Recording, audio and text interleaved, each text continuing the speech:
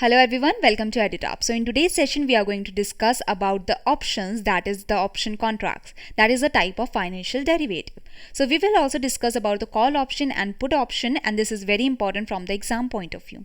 So now before starting with the topic, there is a big announcement from EduTap that we are providing 40% plus 10% off on all the courses, on all these courses, and you can use the offer by using the code PONGAL. And you can avail this till 16th January 2022. So now starting with the topic, that is the options. See, options are the financial derivatives. It is a type of financial derivative. So the basic definition will be that the options are the financial contracts that are deriving their value from some underlying asset, from the value of the underlying asset. And the underlying asset can be anything. It can be share, it can be stock, bond, any commodity. Okay, if you have not seen the previous videos about the futures, forwards and the financial derivatives, you can see, and you can go and see that video also, and you will get a better clarity that what the whole derivatives are. Okay, so options are the financial derivatives that are deriving their value. They are the financial contracts that are deriving their value from some underlying assets value. Okay, so how are they different from the futures and the forwards? How are they different from the other types of the financial derivatives? That is, option contract gives the right to the option buyer. Okay, whoever is buying this contract, whoever is buying the option contract, that gets the right to complete the contract or to not complete the contract. So it is not the obligation of the buyer of the contract to complete the contract. Okay, it is in his wishes. If he wants to complete it, he can complete it. If he wants to backfoot, he can go to the backfoot. So option contract gives the right to the option buyer to exercise his contract, to complete his contract if he wishes to, and not an obligation. It is not an obligation. To get this right, he just have to give a premium. Okay, he just have to give a amount of premium, a very small amount of the premium. So now this, let's understand it with an example, that this person is the contract buyer, that he is buying a option. Okay, he is the buyer of the option, he is the buyer of the contract, and he wants to buy 500 shares of a company. But right now he might not have the money, or right now he is not very sure that in the future will it be very profitable, or should I invest in some other things in the future. Okay, so right now he is saying that this 500 shares that I want to buy, I do not have much money. So what will I do? And maybe in the future, if I wait for 2 months, maybe the prices will go too much high, so I won't be able to buy the 500 shares after 2 months. So he is expecting that the prices will go up in the future, and right now he doesn't want to buy in the whole 500. So what he will do, that he will buy a contract, he will buy a option that after 2 months I will buy 500 shares, and I will buy these shares at 100 rupees, let's say 100 rupees per share, as right now the prices might be rupees 98. So he is saying that in the future the prices will go too much high, so I will buy the shares in the 100 rupees per share. So that's why he is just doing a option, and he is saying that even if I want to backfoot, I will be giving a premium, and he is giving a premium of, let's say, 2000. And in this premium he is getting the right that even after 2 months he want to backfoot from this contract, he can backfoot. So this is an option that you are right now making a contract that at this price, this much I want to buy, and after at this period. Okay, and the premium you are giving to get the right that you can even backfoot from the contract when you want to, or you can complete the contract if you want to. So this is the premium that you are giving. So now the components of an options trade that we will discuss, and with this you will get a better clarity that what this premium is, what the seller and the buyer of the contract is. So the writer and the holders. Okay, usually in the financial terms you say the writer, that is the seller of the option. He is the seller of the option, and holder means that is holding the contract, that is the buyer of the contract, and the buyer of the contract gets the right. It is his right. If he wishes to, he can complete the contract. If he does not wish, he will not complete the contract. So it is not his obligation, It is not his obligation, but it is his right. Okay. And the seller, he has to. Seller, it is the obligation. Seller of the contract, seller of the option, it is the obligation of the seller that he has to complete the contract. The buyer gets the right or to complete or not to complete by giving a premium. So premium is the fee that is paid by the holder, that is paid by the buyer to the seller for the option to get the right. Okay, to get the right. The strike price, the price at which the holder and the buyer, the holder, that is the buyer, and the seller is putting the price. Okay, this is the price that they will get in the future. That how much you are trying to sell for or how much you are trying to buy for. So that is the strike price. That in the previous example, the strike price was rupees 100. The strike price was rupees 100.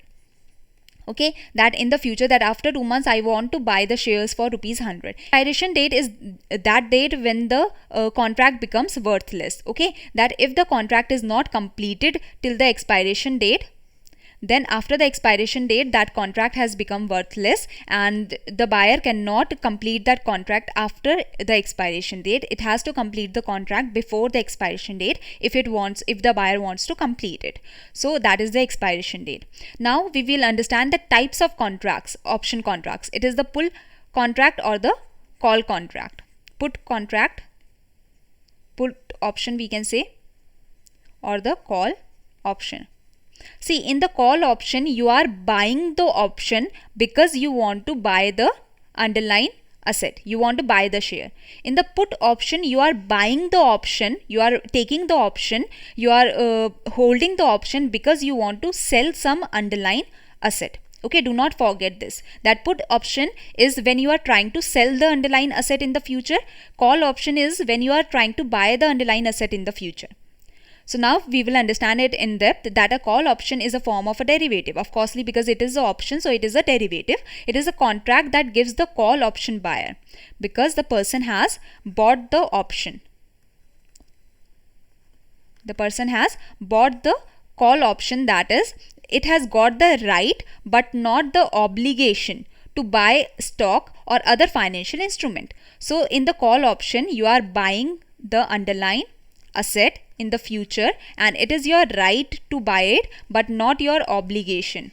You can, if you want, you can buy it. If you do not want, you can terminate the contract. Okay, and the specific price, that is the strike price, has been decided of the option and within a specified time frame, that is after the time frame is completed, it will get expired. Okay, so this is, I hope you have understood that call option you are buying, you have bought the contract because you want to buy the underlying asset in the future and it is your right to buy it but it is not your obligation.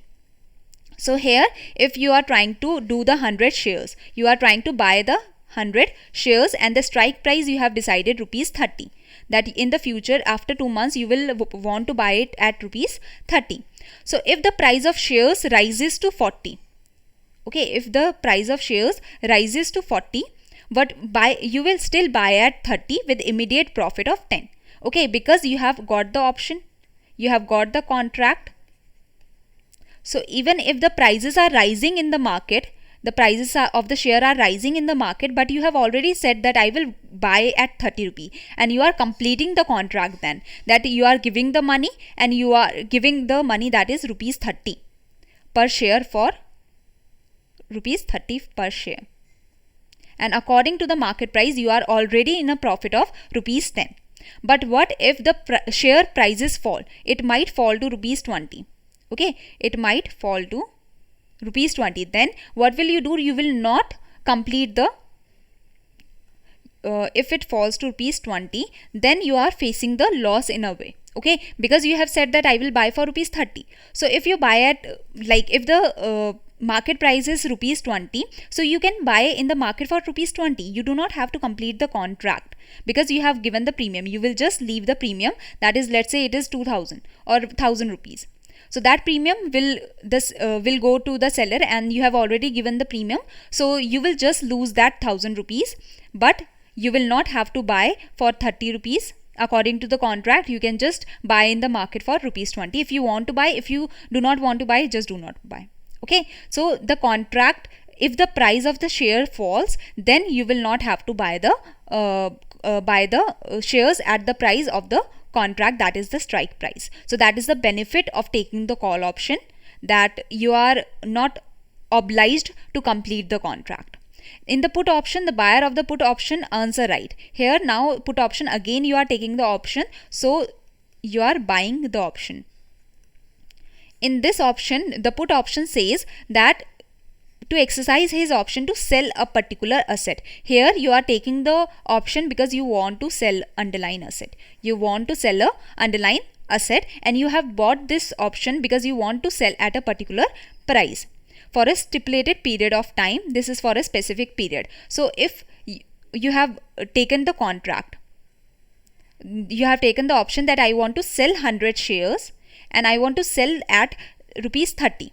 Okay, so now if the prices of the share fall to rupees 20 also, then also you will be selling at rupees 30 because it is your right to get the contract completed. It is not your obligation.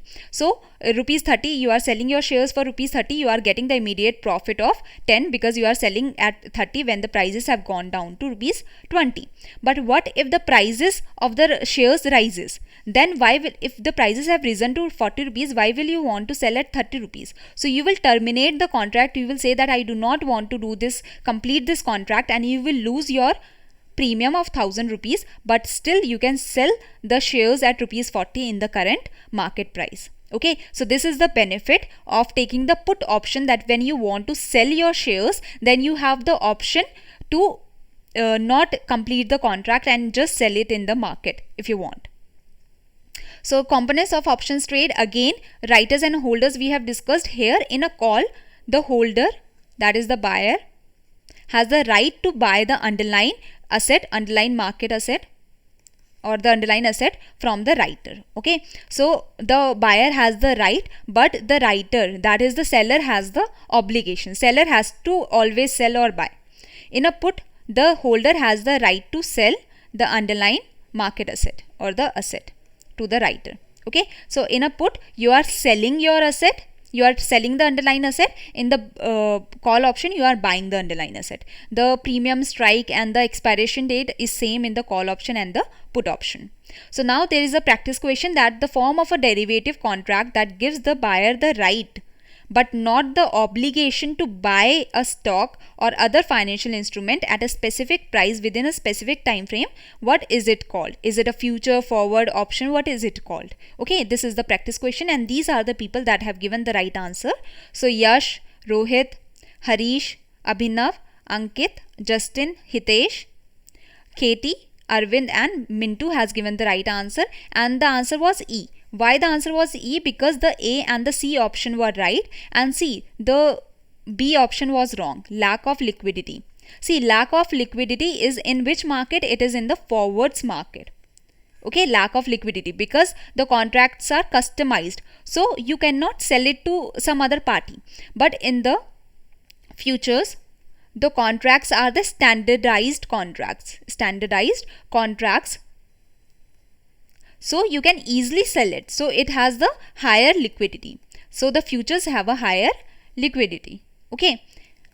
And when you buy the future, you can easily sell it in the secondary market, so it has a higher liquidity. Options, you can options are over the counter options also, and the exchange traded options also. So both the markets, in the free market also and in the exchange also, you can trade the options. Okay, there are different options for the over the counter and for the exchange traded. So thank you very much. I hope you have understood the topic of options. If you have any query, you can mail us here or you can contact us through this number. Thank you.